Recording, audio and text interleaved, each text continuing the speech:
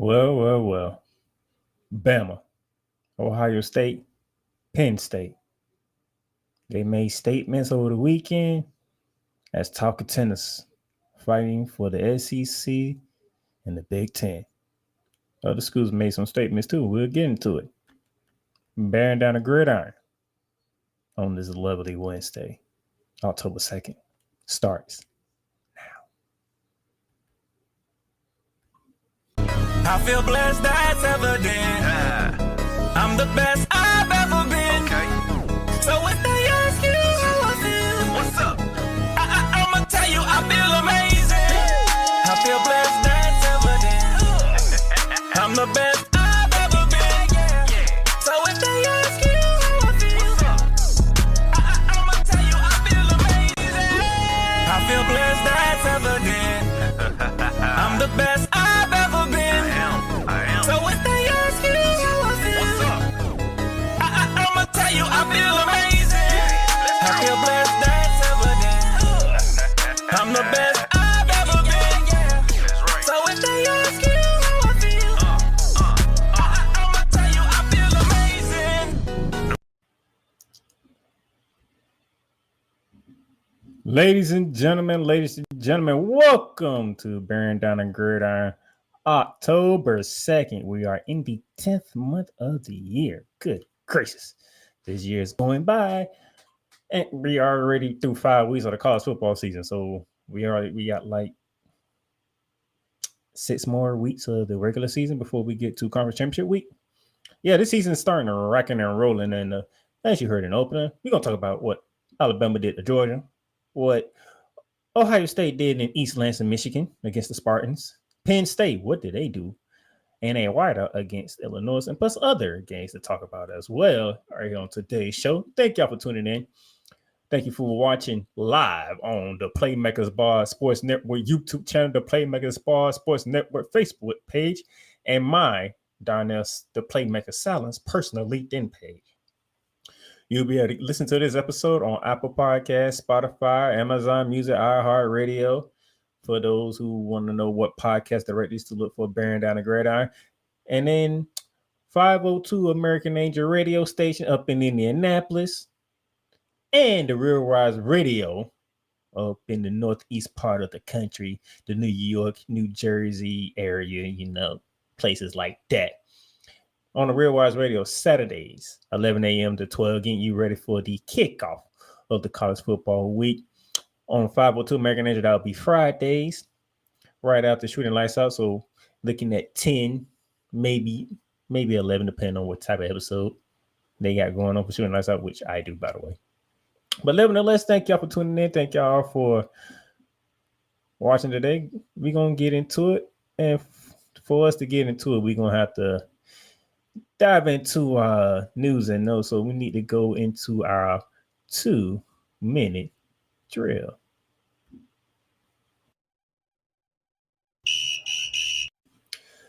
And to begin our 2-minute drill, NC State defensive end Devin Van Mom to bring supplies to flooded areas. Defensive end for the NC State Wolfpack Devin Van is working to bring relief supplies to storm ravaged communities in the western North Carolina area after flooding took place when Hurricane Helene came storming through from Florida into the Carolinas, part of Georgia, and all that other places like that. His mom, Joy Hall, owns a moving company, Joyful Moves, based in Cary, North Carolina, and the two discussed the storm damage on Sunday. They decided to fill one of the Hall's moving trucks with needed supplies and bring them to families in need. Vaughn had to say this quote, "We just came up with the idea of filling up a box truck and giving supplies out there. It may not do much, but there is something we felt we could do." And credit to you, sir, and to your mom. Great gesture to help people who are in need from this hurricane that took place going into last weekend. It was a very grateful thing that you did. And I'm pretty sure those people that you help are very grateful, and they should be grateful, because it's not every day that you get stuff like this happen, especially in the Carolinas, as well as a great humanitarian thing that Vans and his mom has did. So kudos to you guys for stepping up in a time of need. All right, moving on. Let's head out west. UTEP honored to join Retool Mountain West Conference. That is right. UTEP will officially join the Mountain West Conference in the 2026-2027 academic year. UTEP and the Mountain West, they were in deep discussions for the recent 3 to 4 days, according to reports. And they alerted the Conference USA on their intent to leaving the conference for the Mountain West on Tuesday. And it's interesting. Conference realignment is starting to take over all over college football. So now UTEP will be, in 2 years, will be leaving the Conference USA and heading out west to join the Mountain West Conference. Speaking of the Mountain West Conference, they missed out on Texas State. Okay. Texas State talks with Mountain West stall sources say Texas State talks with the Mountain West have ended, with the school informing the Sun Belt Conference that it will not be leaving after the broadcast program received a verbal offer over the weekend. At the time the Mountain West offered, the Pac-12 had also expressed interest in the broadcast program, sources tell ESPN Pete Thelma. Though an offer there had not materialized, as a member of the Sun Belt, the exit fee for the broadcast to make a lead change is expected to be $5 million. They will not be doing that. The athletic director, Don Carlia of Texas State, said this, quote, "The recent interest shown in Texas State and its presence across the college athletics landscape speaks volumes about the university and the work of our staff and student athletes have done to build the podcast brand nationally. After preliminary discussions with Interest Conference, we decided to not make a change at this time," close quote. So we'll see how long will they stay in the Sun Belt before they move, because I have a feeling they might be moving. But now is not the time. Could be a month from now. Could be 3 months from now. Could be a year from now. Maybe 5 years from now. We don't know, because conference realignment is going all over the place. Okay, this is what is going on. Conference realignment all over the place. And we see things happen left and right. Very, very, very, very telling. Now, let's head to the Power Four Conference. Florida State quarterback DJ Uiagalelei out with a broken finger. Ouch. Florida State quarterback DJ Uiagalelei is undergoing testing to figure out options for the broken finger on his throwing hand he suffered Saturday's loss at to SMU. A blowout loss at that, by the way. Uiagalelei expected to miss at least next week's game, which is this next few weeks, including this game, which they will be seeing Clemson. Okay, and a clearer timetable for return will come after further evaluations. Brock Glenn will start for the Florida State Seminoles as I previously mentioned, hosts Clemson on Saturday. Coach Novell said during his Monday news conference that Uiagalelei's status was going to be evaluated throughout the course of the week and that the Seminoles will see where it goes from there. Now, the Florida State struggle continues up in Doak Campbell Stadium in Tallahassee. SMU gave him a nice beating. Okay, Uiagalelei threw 3 interceptions, including a pick 6 in the fourth quarter. Uiagalelei had his hand hit on the interception and Glenn replaced him for the remainder of the game. Novell said that he has decided at this point that the way he was going to go with Glenn, no matter the injury. Troubling times in Tallahassee. Very troubling times. They are now, I believe, 1-4. I believe they're like 1-4, if I'm not mistaken, and it's going to get worse. It's not going to get better. You got Clemson this month. I think you have Miami this month. Those are games you'll be heavily underdogs in. So, yes, the troubles for Florida State will continue on. Matter of fact, yeah, I'm going to leave it just like that. We'll continue on, and so we can move on. We got a lot to get into. Big Ten alters onside kick officiating in wake of Minnesota-Michigan ending. The Big Ten is how it officiates on offsides penalty at the end of the Saturday's game between Minnesota and Michigan. Officiating crews from the league will now position the line judge and head line judge on the restraining line or the restricting line of the kicking team, thereby putting multiple officials in the best position to consistently make the correct judgment. This is from the Big Ten. The change to the officiating mechanism was approved by the NCAA. Minnesota was trailing Michigan 27-24 after a furious rally with 1 minute and 37 seconds left in the game. Matt Kingsbury appeared to successfully recover an onside kick, but official ruled that Kingsbury was offside, forcing a re-kick that was recovered by Michigan, which was able to run out the rest of the clock because Minnesota had no more timeouts. The Big Ten in its statement did not acknowledge the call was incorrect. But here's what PJ Fleck said about it. Quote, "We submitted the play to the Big Ten Court of Officials for review. The coordinator informed us that the play was too tight to flag. We credit the Big Ten Conference for recognizing the need to make this change to ensure accurate calls in the future." Close quote. Kind of sucks. I don't know if you're a Michigan fan, you're happy as hell that you escaped Minnesota. And if you're a Minnesota fan, you are still pissed off because y'all should have had a chance to win the game. Or at least tie the game in the game overtime.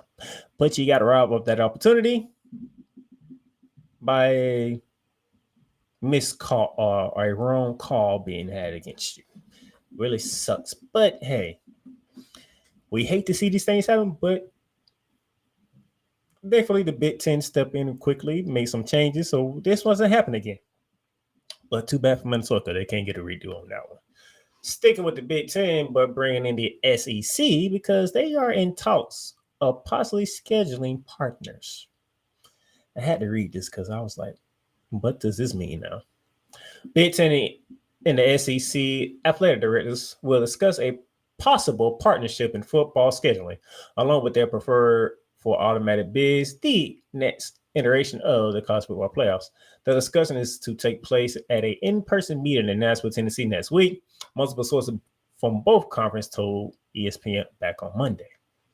The meeting is a continuation of the Big Ten SEC Joint Advisory Group, which was formed in February and includes the league university presidents, chancellors, and athletic directors. SEC Commissioner Greg Sankey and Big Ten's Commissioner Tony Petitti are scheduled to meet with the athletic directors for one day. One of the Big Ten sources said, quote, "There is hope that we can definitely move the needle and make some progress on different things."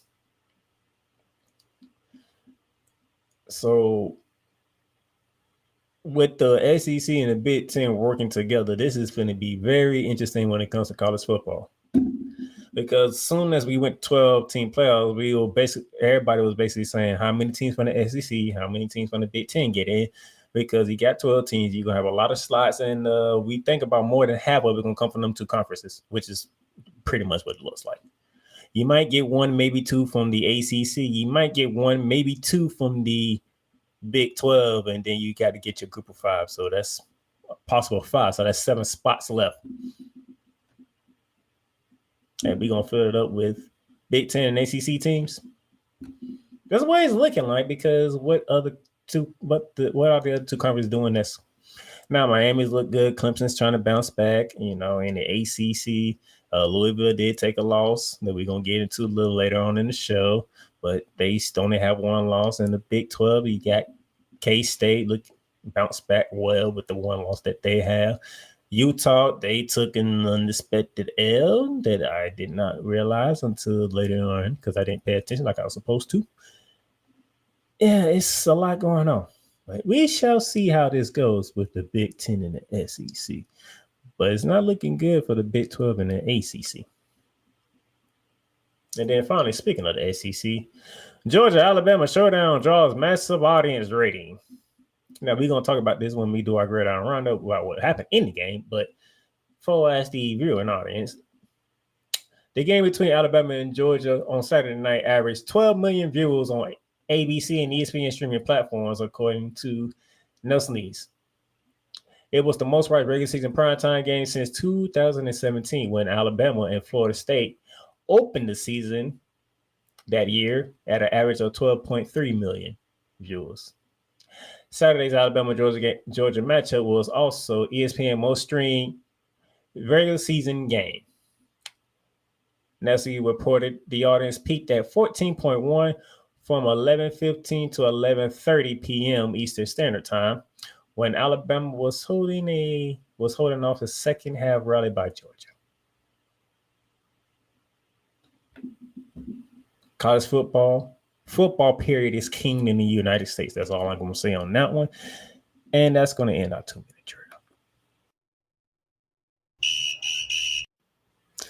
All right, we're going to take our first commercial break here. Then when we come back, we're going to do our Gridiron Roundup. World where chronicles of the past are brought to the streams. Whether the content is relatable or completely beyond your realm of life, there is no shadow of a doubt that this show is absolutely full of shenanigans. Get ready for D. Willie in the evening. This Sunday at 10:05 p.m. Eastern. Exclusively on Sertoba Media, where the struggle is real to be awesome.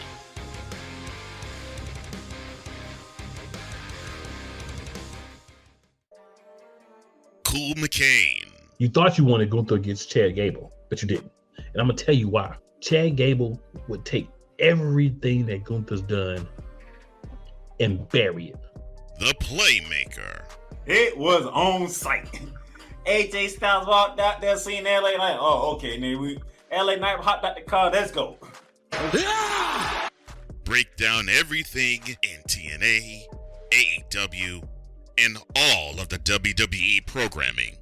Join these two kings, monarchs of wrestling, live every Monday at 6:30 p.m. Eastern, 5:30 p.m. Central on the Play Caller Sports Talk YouTube channel.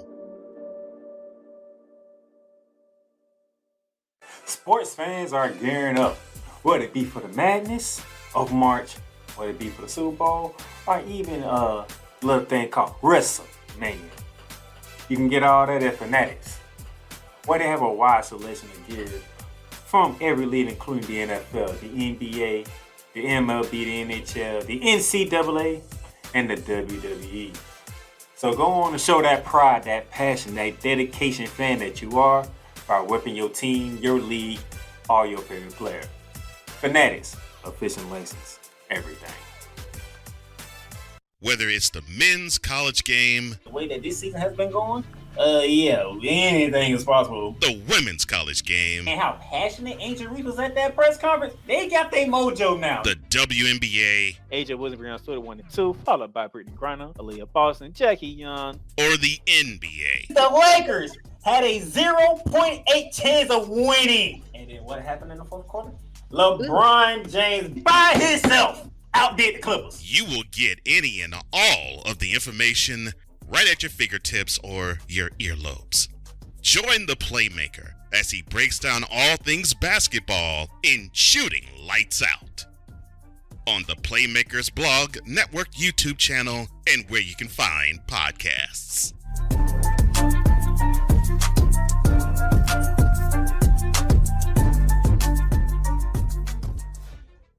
Poppy J. You got the option to cry for the government. You got the option to protest. You got the option to keep buying. But this is also an option. Wise El Jefe. We're the first tech geeks. We're the first gamers. We're the first everything. Everything. Like Gen X's, we are the ones. BS3 Network proudly presents the crew from the New York boroughs who never wants that smoke. Nah, they want that fire. Bobby J and Wise El Jefe, Fridays at 9 p.m. Eastern, 8 p.m. Central. Check your local listings for your viewing and listening pleasure.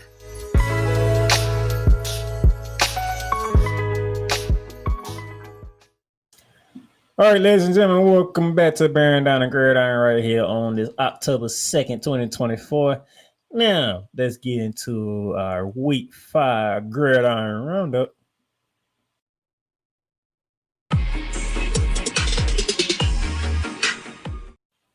And to begin our Gridiron, right, we're going to go back to Friday, September 27, where the Scarlet Lights went 4-0. Defending home turf against a Washington team was trying to bounce back from taking an L to the Washington State Cougars 2 weeks ago.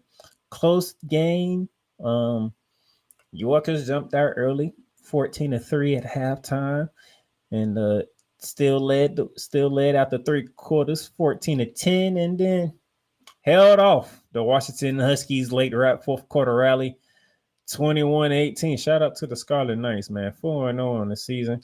Might have to pay attention up there in the good old New Jersey right about now.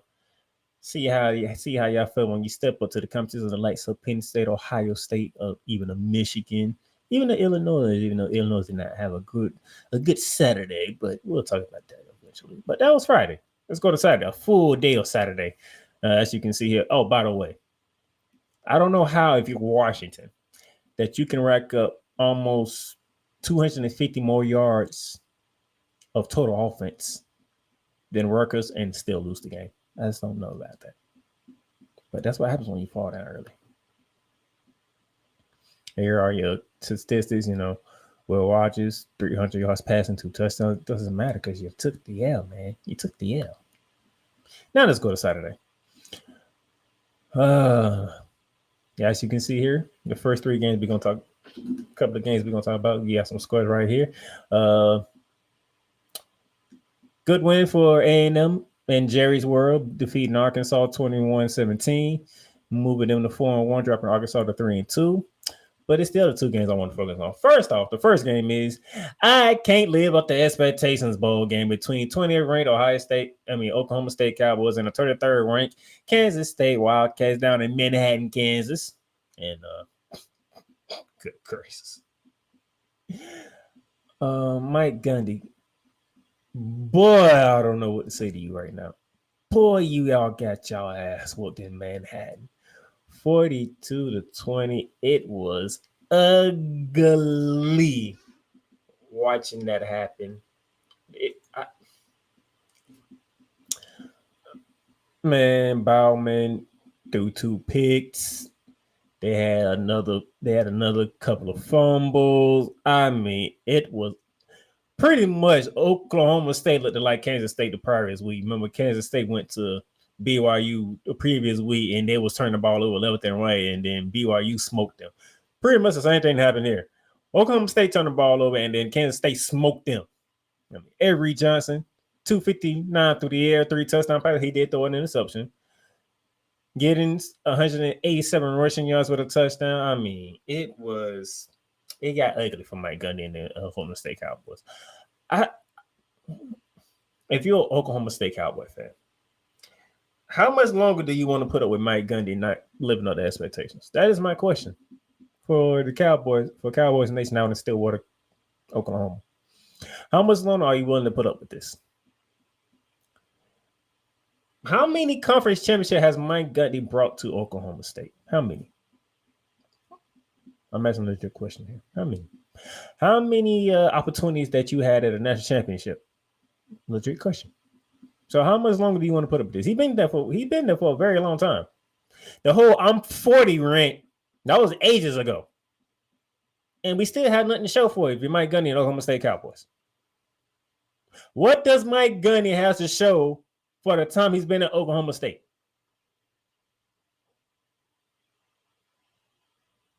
He got to the Big 12 championship at least once, and if I remember correctly, they lost to Baylor in that one. Just how much do the Cowboy fans want from Mike Gundy? That's all I'm asking, because Mike Gundy ain't doing it for me. He's not. He's just not doing it. All right. Then we head down from Stillwater, Oklahoma to Orlando, Florida.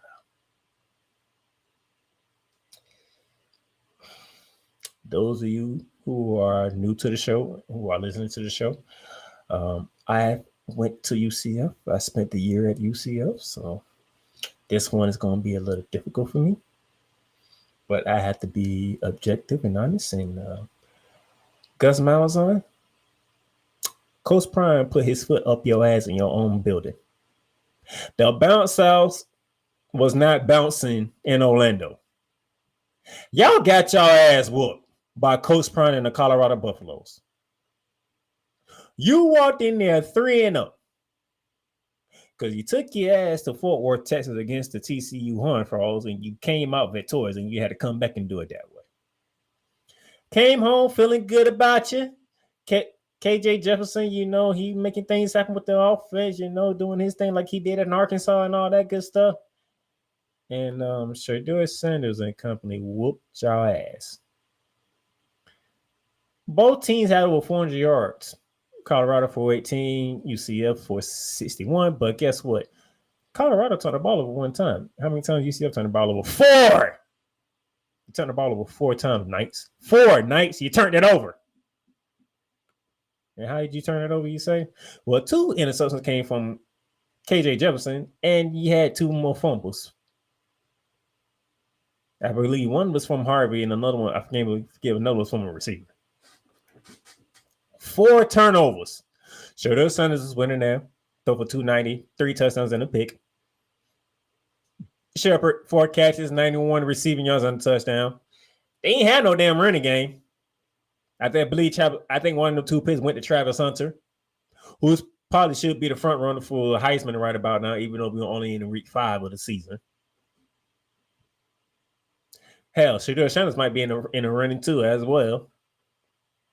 Outside of getting his ass drilled by Nebraska, outside of that, he's been playing pretty much clean football. Outside the one pick he threw against UCF, but who cares? When UCF gave you 3 more turnovers at that. Gus Malzahn, what in the blue hell was that on Saturday? Y'all got y'all ass with at home. The bounce house was not bouncing for UCF at all. There was no bouncing whatsoever. Y'all got y'all ass whooped. And I hate that you had to take this long, because when I got to preview your game coming up this week, I'm gonna hate that because I hate the full entire game of it. Damn, y'all got y'all ass whooped. Shout out to Coach Prime and the Colorado Buffaloes. They up 4-1 right now. Can they keep it up? That is the question when it comes to Coach Prime. Can you keep it up? Because last year you started off good, and then you lost. Was it 7 out of the last 8? You can't lose 7 out of the last 8 this year, Coach Prime. You're on a good track. You're on a good track. Can you stay on this track, Coach Prime? That's what the people want to know in the Big 12. All right. Then our next set of games we're going to look at.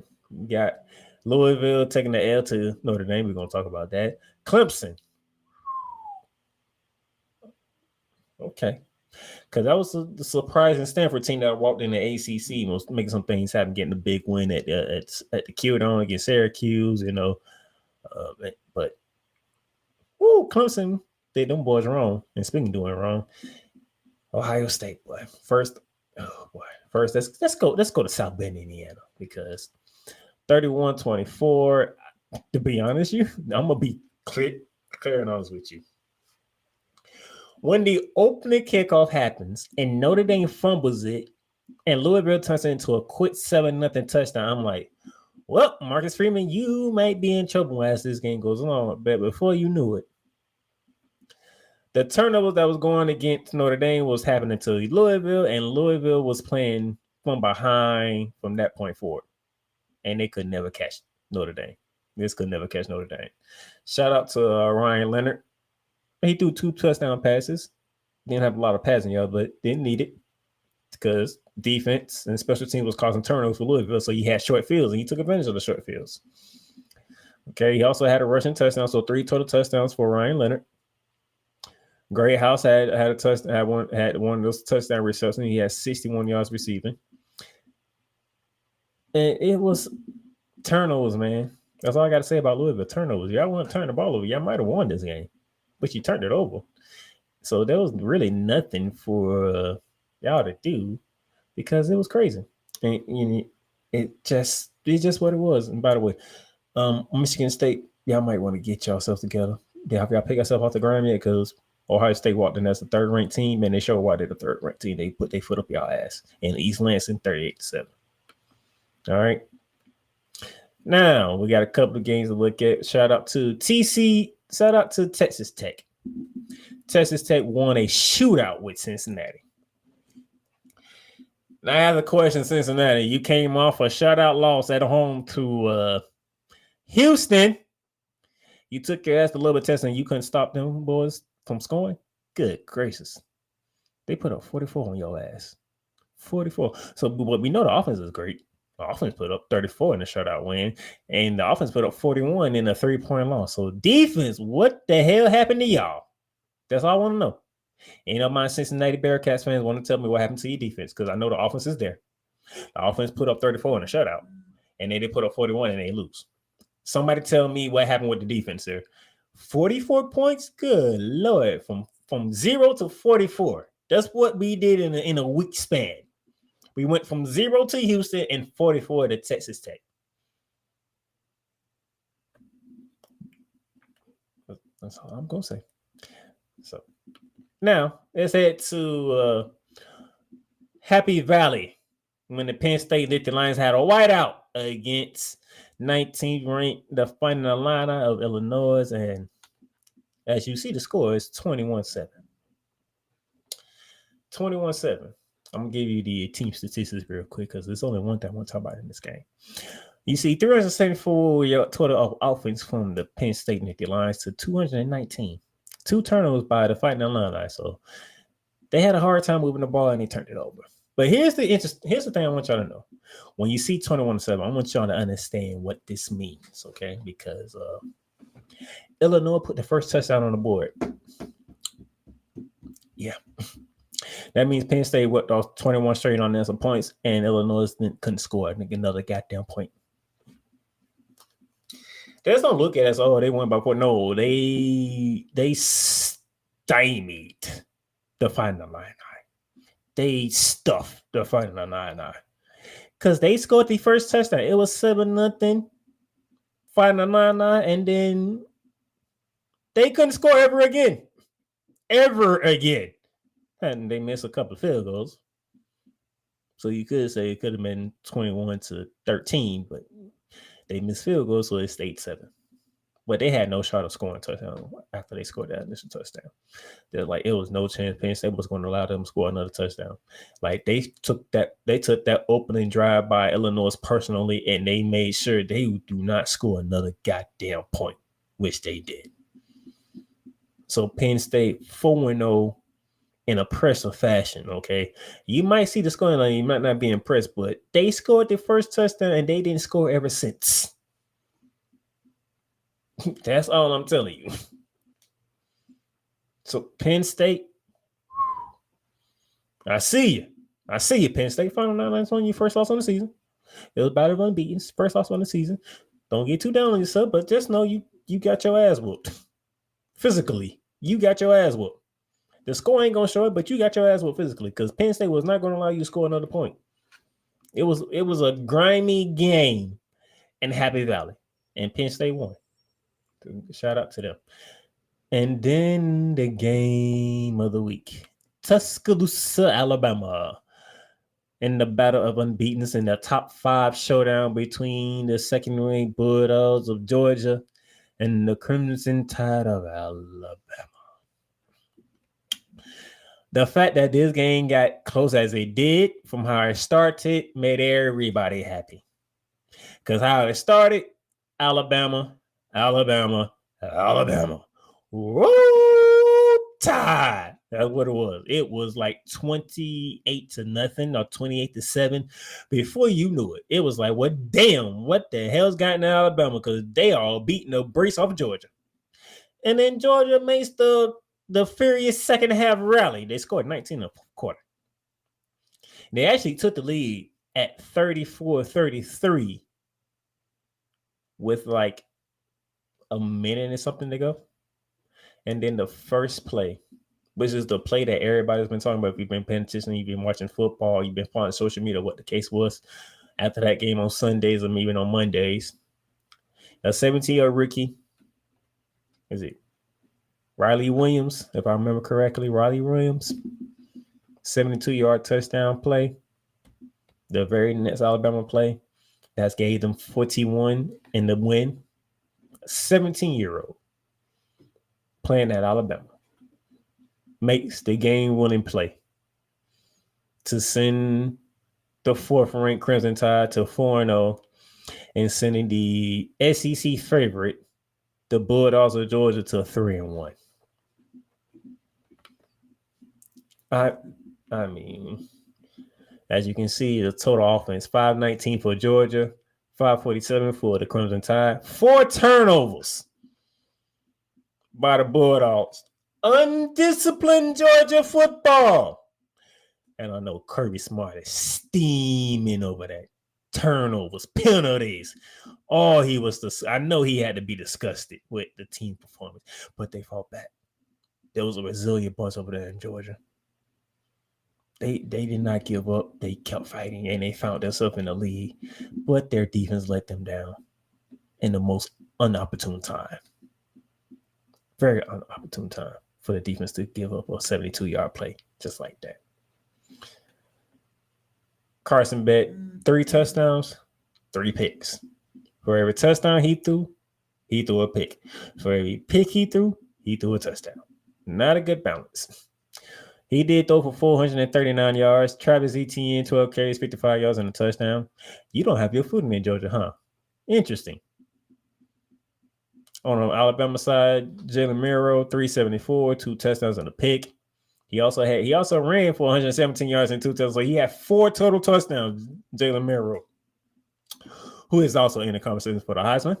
And then the 17-year-old that I talked about, Riley Williams, 6 catches, 177 yards in that game-winning touchdown. That was 72 yards, which is ridiculous. Just ridiculous, man. Shout out to the Crimson Tide, man. Big win. Big win for the Crimson Tide and Keller DeBoer. And I'm pretty sure Kirby Smart going to have his Georgia team back right and ready to go when they play again. As for me, 73 on the year. 73 for week 5. That UCF ass whooping I did not see coming. Cincinnati defense, you gave up 44 after giving up nothing the week prior, and then Georgia just got their ass whooped for the first 3 quarters, and then the fourth quarter they start storming back. It is what it is. But overall, 31-19, 12 games above 500. Can't be mad at that. We're sticking on a winning trail here, okay? We are staying above 500 4 out of the 5 weeks thus far. Week 2 was terrible. But we are keeping it going. We stand above 500 week by week, and we keep adding more. We keep stacking more wins up than losses, which is always a good thing. Especially when you make picks, you want to show that you're good at making picks and you understand your picks. You know how you make the picks. So we doing good. We are doing pretty good. 12 games above 500. I cannot complain, okay? And that would do it. Actually, no, before we go, here is our new AP polls going into week 6. Alabama's now the new number 1 team in the country. Texas is number 2. Ohio State staying at 3. Tennessee vaults to 4. Georgia drops down to 5. Oregon's at 6. Penn State goes to 7. Miami. Cool McCain, if you listen, your Hurricanes are now on the 8th ranked team in the country. Missouri 9. Michigan is 10. And you see 11 through 25. And yes, that is correct, ladies and gentlemen. I went back to double check to make sure I wasn't tripping. Yes, Texas A&M and UNLV are both ranked 25. Don't ask me why they do it like that, but that is the ranking. They are. If you go look at Texas A&M, they will show that they are ranked 25. If you go look at UNLV, it was going to show that they are ranked 25th. Both teams are ranked 25th. So don't get mad at me. Look at the AP poll. That's what the AP did. I talked to the Associated Press about that. That's what they wanted to do, so I'm just giving it to you.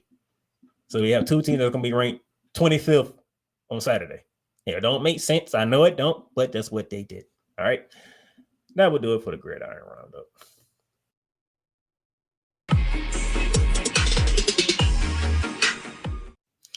And we're going to take our commercial break here. Then when we come back, campus tour and the Bear Down Play 10. porter to Hades. Your butt and gut becomes one.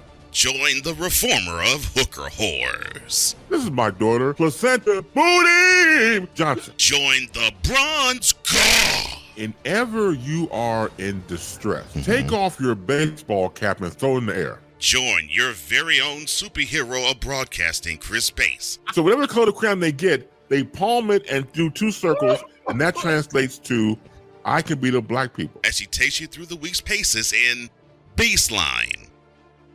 Live every Saturday at 8 a.m. Eastern, 7 a.m. Central, Pacific Time Zone people, just stay asleep when this is on live and just catch the recording. Exclusively on the Chris Bass YouTube channel.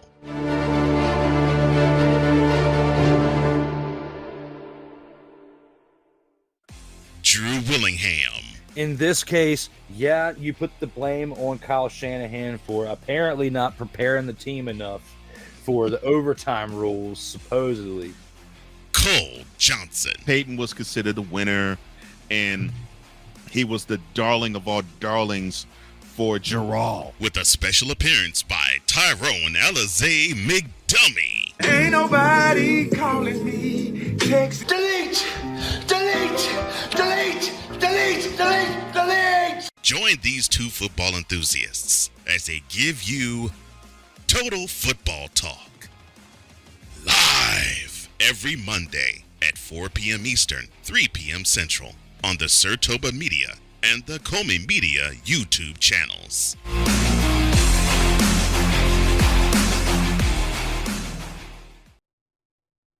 I love you morons. New Kids on the Block, New Edition. Dear whatever the law firm is. Sincerely, the U.S. Supreme Court. Ben Affleck, Matt Damon. Go yourself again, Jason Whitlock.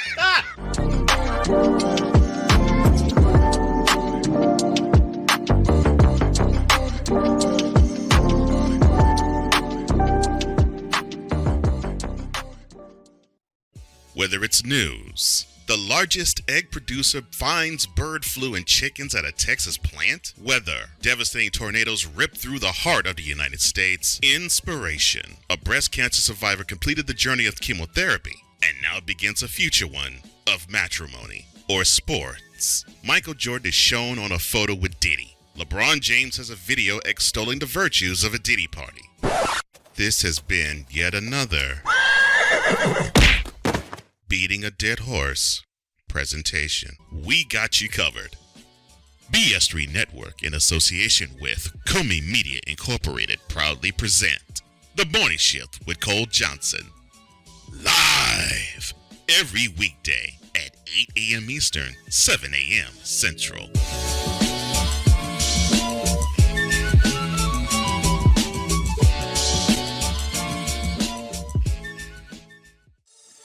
Shop hats and official sports gear at Lids.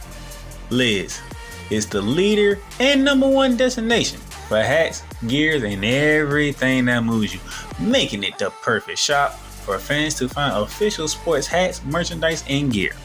Represent your team, your town, and your style with a snapback adjustable fitted hat or beanie from thousands of college and pro teams. Browse the very latest sports jerseys and t-shirts from the best teams out there. Lids has officially licensed professional and college sport team apparel and hats featuring the hottest brands and trends. Shop online or visit one of the 100 stores across the country. Locker Rooms by Lids. Hey, Eagles fan. Join my man Cool McCain and a host of others as they break down every single game, every single week in an objective manner, and also from a fan's perspective as well. Remember, this cast feels just like you. Nobody likes you. And you don't care. Fly, Eagles, fly. Eagles Elite Podcast. Every Wednesday at 8:30 p.m. Eastern on YouTube and other podcast outlets.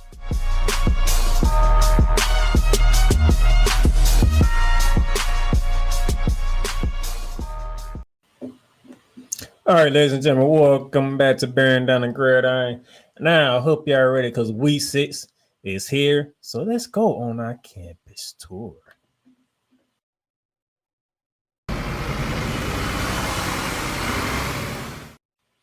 And to begin our campus tour, let's head to Louisville, Kentucky, as the 22nd ranked Cardinals look to bounce back from the L that they took at South Bend to the Notre Dame Fighting Irish. They'll square off against the SMU Mustang. Both teams come in. SMU comes in at 4-1, coming off that nice win against the Florida State Seminoles, and the Cardinals are 3-1, as we talked about. One thing I want y'all to notice, I did something a little different. If you see the little -7 right here underneath the Louisville Cardinals logo, that is the spread according to ESPN Bet. I took the luxury to go ahead and put the spread of this game for you out there because I know a lot of people want to know the spread and stuff like that because they like to gamble, they like to bet. So I took the liberty for now that during our campus tour going forward for this season, you will see the spread under their team that is the favorite to win. So the Cardinals are a 7-point favorite at home. ESPN analytics giving them a 67.4% chance of winning. Sluger, he had a rough game in South Bend, but he has thrown for over 1,100 yards with 11 touchdowns and only one pick. Through 4 games, he's over 1,000 yards passing with 11 touchdowns and 1 pick. That's a good thing for him. I want to see how he bounced back, though, after a disappointing loss. From Louisville, Kentucky to Columbia, South Carolina, as the Fighting Lane Kiffins doing what they do best, taking an L to out of all schools in the SEC, Kentucky, in Oxford, by the way. Good win for Mark Stoops and the Kentucky Wildcats, by the way. Lane Kiffin will try to have the Rebels of Ole Miss bounce back in Columbia, South Carolina, against Shane Beamer and the South Carolina Gamecocks. 3:30 on ESPN. By the way, that Louisville and SMU game, that's 12 p.m. on ESPN. So you'll get Louisville, SMU first, and then you'll stay on ESPN for Ole Miss and South Carolina. Ole Miss, 9-point favorites on the road. As you can see on the screen there are 9-point favorites on the road according to ESPN Bet. Then let's hit to the Big Ten. From Columbia, South Carolina to Columbus, Ohio, as the 3rd-ranked Buckeyes of Ohio State will be hosting the Iowa Hawkeyes. 3:30 CBS. I'm still getting used to and Paramount Plus, by the way. CBS and Paramount Plus. I'm still getting used to the Big Ten being on CBS. I'm so used to the SEC on CBS, so I'm still getting used to the Big Ten on CBS. That game is also at 3:30.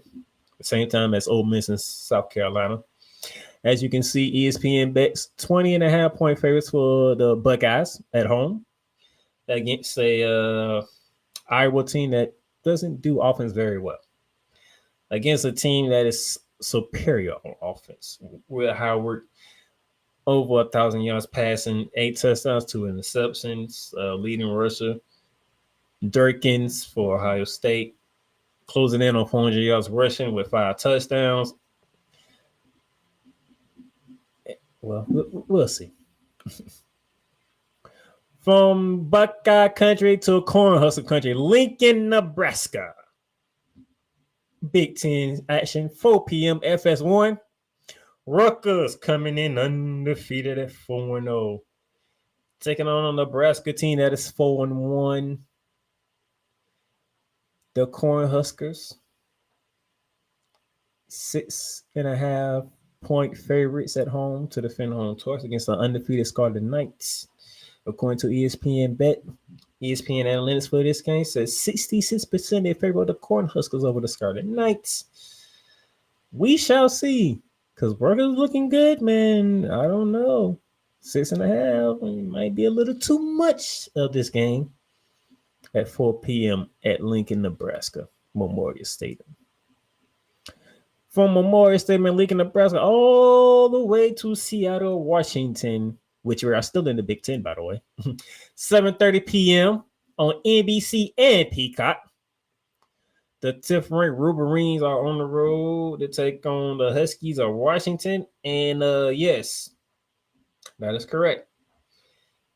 ESPN Bets has put the Washington Huskies as 2.5-point favorites over the 10th ranked and reigning defending national champion Michigan Wolverines. That is correct. You are reading that correct. Yes, Michigan is the underdogs on the road. ESPN Analytics says 58% in favor of Washington. What do they see in Washington that I don't see? Or is it the lack of offense from the reigning defending champions? Somebody got to know something here to put Washington as the favorite. Very interesting for Washington to be the favorite over a 10th ranked team in the country. When is the last time that a top 10 team was the underdog against an unranked team? That's something I have to ask. When is the last time a top 10 team in the country was underdogs to an unranked team? Now, mind you, Washington is 3-2. Michigan is undefeated. Well, no, not undefeated. 4-1. They took an ass over in the Texas week 2. Got to remember that one. Texas is part of the SEC. I should remember that. Nevertheless, what do these people know that I don't know? Something is fishy going on about this game. Something is very fishy about this one. That's all I'm saying. Speaking of the SEC, let's head to the SEC. 7:30 ESPN is 7:30 on ABC. The 4th-ranked Volunteers of Tennessee, they are in Fayetteville, Arkansas, to take on the Arkansas Razorbacks. 13.5 are the Volunteers on the road. I don't know if Arkansas has enough power to even hang with Tennessee, so we're just gonna move on. And then, boy, there's another battle in the state of Florida that is taking place between 2 Florida schools down in the swamp of Gainesville, Florida. In Gainesville, it will be the UCF Knights coming off that disappointing ass kicking that they suffered to Coach Prime and the Colorado Buffaloes against a Florida team coming off a bye week after getting a big win on the road at Mississippi State. UCF is 3-point favorites on the road. That is 7:45 p.m. on the SEC network. I will be watching this game in some way, shape, or form because it's the school that I attend, UCF, that I talked about earlier, against the school that I grew up loving since I was about 4 years old. Bleeding blue and orange all over the place. You see, there's a Florida sign behind me. I have Florida merch all over the place. I have UCF shirts. Used to have a UCF book bag. It's gonna be a tough one. Billy Napier is still on the hot seat. Even though ESPN Bet says 3 points to UCF, ESPN Analytics says 51.6% in favor of the Florida Gators. KJ Jefferson is making his return to the place where he pretty much ended the Florida Gators because his performance against Florida last year in the swamp, when the Florida wore their alternate black uniforms for the first time ever as a program, KJ Jefferson pretty much shut all that down, and it was very depressing. Those of you who remember last year and remember that episode that I did last year, it's still up there. Very depressing for me. But now he's a Knight, and he's back in Gainesville as a UCF Knight going against Florida. So, yeah. Don't worry, you'll get my picks quickly. From Gainesville, Florida to from Berkeley, California. Berkeley, California. The site of College Game Day, ladies and gentlemen, for the first time in College Game Day's history, they are hosting a show from the University of California as they are hosting the 8th-ranked Hurricanes of Miami. This should be interesting. Miami is a 10-point favorite on the road. taking that long flight from down in South Florida to all the way west to Berkeley to take on the California Golden Bears. 71.6% ESPN Analytics says in favor of the Hurricanes. It's going to be a long one. Cam Ward, who's probably the front runner for the Heisman right now, 1782. That is 1,782 passing yards from Cam Ward in 5 games, with 18 touchdowns and 4 interceptions. He's definitely the front runner, but Travis Hunter should be neck and neck with him, in my opinion. I don't know a lot about Cal, but they are 3-1, surprisingly. They did take a long trip themselves out to Auburn, Alabama, and they beat the Auburn Tigers in surprising fashion, 21-14. They are the team that gave Florida State the only win of the season thus far, because Florida State can put up 2 touchdowns and Cal can only put up 3 field goals. So I don't really have a good feel on what Cal is like, okay? But 3-1 is not bad in your first year as an SEC school. But now you're playing with the top dog in the ACC right now, because let's be honest, Miami is on top of the food chain right now in the ACC, as Clemson and Duke, Boston College all trying to hang with Miami at the moment in time. Should be an interesting game here, college game day, which will be 6 o'clock over there. It's still 9 p.m. on the East Coast, but it'll be 6 o'clock over there. And they got to wait all the way to 7:30 their time for kickoff. It'll be 10:30 Eastern Standard Time for kickoff in that game. That's a long break from college game day to game time. That's a long break.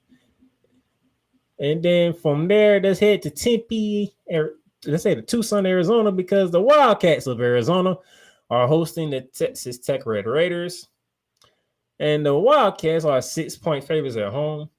The Red Raiders dropped 44 last week against a Cincinnati team that I thought was going to play some good defense, and I was wrong. I don't know about Arizona. I really don't know about Arizona. Arizona's 3-1. Texas Tech is 4-1. Arizona, you just don't know. You shockingly beat Utah 23-10 this past week. But the week before, you got your ass stumped by Kansas State 31-7. So something I just don't know, but we shall see. And then our game of the week, ladies and gentlemen, our spotlight game of the week. We're heading to College Station in Kyle Field for the second time of this show for this season, because it is the 25th ranked Aggies of Texas A&M hosting the 9th ranked Tigers of Missouri. That is at 12 p.m. ABC. So right after College game day, switch from ESPN to ABC, because that is our spotlight game of the week, because we got Tigers and Aggies in the SEC Top 25 showdown. Missouri Tigers 4-0. The Aggies 4-1.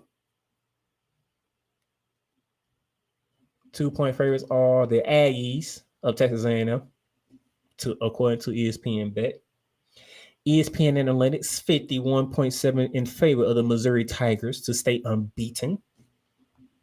Brady Cook just under about 34 yards away from hitting that 1,000-yard mark passing for the season. 4 touchdowns to 0 interceptions. Reed stepping in as the starting quarterback for the A&M Aggies now. He's closing in on 600 passing yards and 6 touchdowns. As Cole Johnson's in the chat, and he says, "Come on, Arizona, beat Texas Tech." We shall see, because I don't know what Arizona is like. And of course, he's going to say this: Missouri, get on that Aggies ass. Boot them out the top 25 again. Surprisingly, the Aggies are only 4-1. Okay, they're only 4-1. Yeah, they took the opening L to Notre Dame. They handled business against Mini State, but they should have. They went to Gainesville and beat the brakes off my Florida Gators. I watched that game personally. Bowling Green, they tried, failed. And then what they did at Arkansas in Jerry's world. So Missouri, on the other hand, it's a little concerning for Missouri because they had to squeak out in overtime over Vanderbilt. They had to squeak by against Boston College the week before. It's a little concerning with Missouri because they playing tight games. And the more tight games you play, you're bound to get yourself caught. So I'm a little nervous about Missouri Tigers. I'm a little nervous. And Cole says, you know what you do, Missouri? Beat them Gaggies. Gaggies? That's what you call them? Gaggies? You gonna put a G in front of the A? You was so disrespectful, Coach Johnson. Very disrespectful. But that is our campus tour.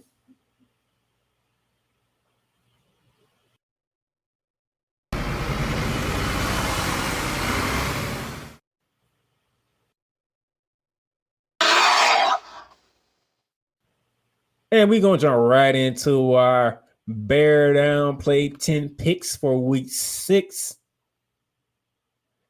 Here we go. I'm taking Louisville. I'm going to take Louisville to win this game over SMU. They're gonna need a bounce back from what happened to them up in South Bend against the Notre Dame Fighting Irish. Cole says, I dislike Ford for being Tanzania and welcome at the Swamp. Do you understand that Florida has the most difficult schedule in the league, and you expected Florida to do something? When the Florida Gator that you talk to every week was telling you what to expect. This is what happens when you don't listen to me. I tell you stuff objectively, and you don't want to hear it. And disrespectful. Towards Aggies, you got doggone right. I know. I'm waiting till next week when it's that rivalry. And you know what rivalry I'm talking about because you're going to be on the show. Oh, by the way, he will be on the show next week. Because there's a showdown going down in Dallas, Texas next week. So, yes, I'm taking Louisville over SMU. All right, Lane Kiffin, you had your one blimp for the year when you lost to Kentucky at home. Now you take your butt on the road and you do what you need to do to beat South Carolina. That's all I got to say.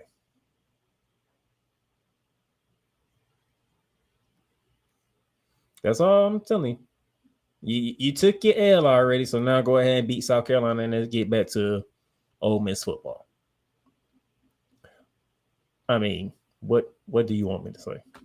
It's Ohio State and Iowa. Iowa, they're lucky enough to score 12 points in a game. Give me Ohio State. They'll put up 50. I'm going to roll with Nebraska. I know the Scarlet Knights are undefeated. They playing good football up in New Jersey. But you taking a trip to Nebraska, Lincoln, Nebraska in the Cornhuskers land. I don't know. Graciano, you have them boys ready for this type of game? It's going to be a physical game here. I'm going to take Nebraska in that one. I'm taking Nebraska.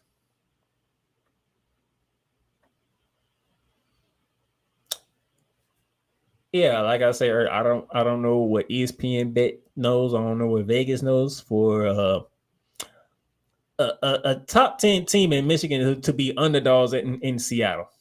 They know something that I don't know because the Washington team that I saw, I think Michigan can take them on the road. They're a top 10 ranked team for a reason. So despite all the changes and losses that happened at that program, yeah, give me Michigan to go on the road and win. And if they do lose, then I will know why they had Washington as the favorites in this game. But I'm not going. Give me the top 10 underdog in this one. And yes, Cole, I said top 10 underdog because they put Washington as the favorite.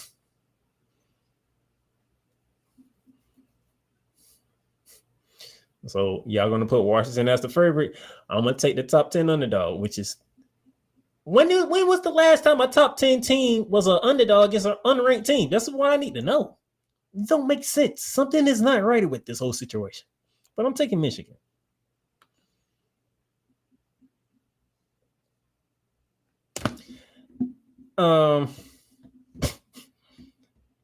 Tennessee's coming off a bye week. They went to OU 2 weeks ago, and they handled OU. They had a bye week. Now they're going to Vanderbilt, Arkansas. Who do you think I'm going to pick? Give me Tennessee, and Tennessee might roll them. As Coach Johnson was talking about Washington, poor Washington, the Huskies should be steamrolled already. Oh, I know. Rutgers and Nebraska going to be a good game, but I'm taking Nebraska. I got to take Nebraska. All right. Now, I had to do a coin flip here. Matter of fact, I ain't just do a coin flip. I did a best of 5 coin flip, okay? And Florida State came out 3-2. So I'm taking the Florida Gators to beat UCF in the swamp of Gainesville, Florida. If not, you can fire Bill Napier after the game. And then get ready for Lane Kiffin the for the year after. Because Coach Johnson talking about Lane, lead Knoxville, please. Well, guess what he's destined to go at next? That'll be Gainesville, Florida. So you wanna hurry up that process, Coach Johnson, and get him to Gainesville, Florida right now, then? Because that's what he's gonna be at.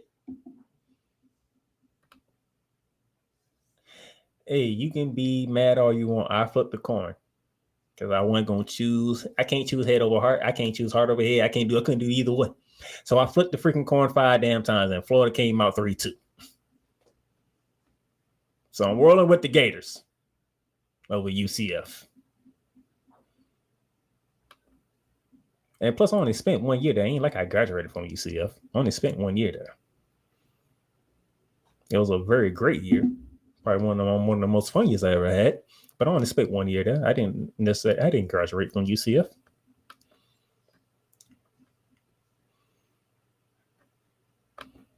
Do you be paying attention to what's been going on in sports? Bruh, like Lane Kiffin is top on the list to be the next Florida coach. He's like number 1 on the list. That's not me personally saying it. I'm telling you what's been going on in Gainesville. Lane Kiffin's name is number 1 on the list when they fire Bill Napier. Now, if Bill Napier turns the season around, he's already 2-2. If he go 3-2 this week and start stacking up some wins when he can and make a bowl game, he might survive. Cool McCain, I'm taking your Hurricanes on the road.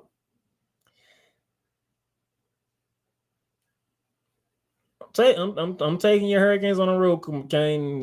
It's a damn long trip from Miami up to California. To Berkeley, California. That's a long ass trip. But I do think by it being a night game, and over there you won't be kicking out to about 7:30 local time over there and 10:30 Eastern Standard Time. That gives Miami enough time to get their bodies together and get themselves ready for this game. So give me the Hurricanes to go to Berkeley and beat up on the Golden Bears. Sorry, A-Rod, but I'm going against your boys. I am. Give me Arizona to beat Texas Tech. I had to think about it. I think Arizona can have enough defense to slow down the Red Raiders enough so that offense can score enough points to beat them. But if this turns to a shootout, I will say if Texas Tech gets to 30, Arizona's not winning.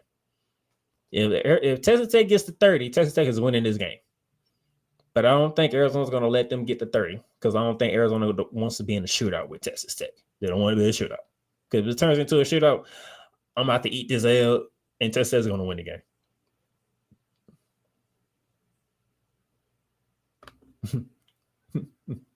Man, that looks messed up. Miami versus Cal in an ACC tilt. Pac 2, y'all sad. I don't know what to tell you, man. We knew this was coming years ago. See, when you know something years in advance and you still ain't ready for it, this is crazy. All right. Going to the spotlight game of the week. Missouri in Cal Field to take on the Aggies of Texas A&M. And here's how the voting went. 68.8% of the votes went to Texas A&M, and only 31.3% went to Missouri. So the fans are hopping with the Aggies to defend the home turf against the Missouri Tigers. What does the playmaker say? What does the playmaker say? I'm taking Missouri. I'm not taking Texas A&M. Somehow, someway, Brady Cook would get that offense back right. They will look like the Missouri Tigers from last year, and they will handle business at Cal Field in front of the 12th man, and they will walk out of College Station, Texas, with a dub and stay undefeated. I ain't taking Texas A&M in this. I'm taking no. They did look good against Arkansas, but it is Arkansas. And Missouri, they've been struggling a little bit. They've been escaping games. I don't like the fact that Missouri is enjoying close games. I'm gonna need Brady Cook and his Missouri offense to handle their business in Kyle Field and get this dub, okay? For the second week in a row, I'm going against the fans. It didn't work out last week because Alabama beat Georgia, and I took Georgia. Hopefully this week, me going against the fans, this will work in my favor. I'm taking Missouri. I am taking Missouri to win this game. All right? And that's all I got to it. And that is the Bear Down Play 10.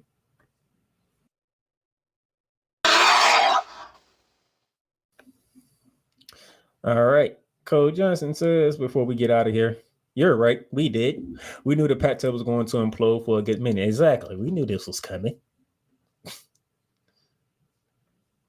And he is booing the fans. He's booing you guys that voted and voted for Texas A&M. He's booing you guys. He ain't booing me. He's booing you. How dare y'all pick Texas A&M in front of Coach Johnson? That's why we do votes. It's a great thing. Forget the fans. Get him Missouri. That'll be two of us going from Missouri. And he says, tell him, playmaker. Tell him the Aggies going down.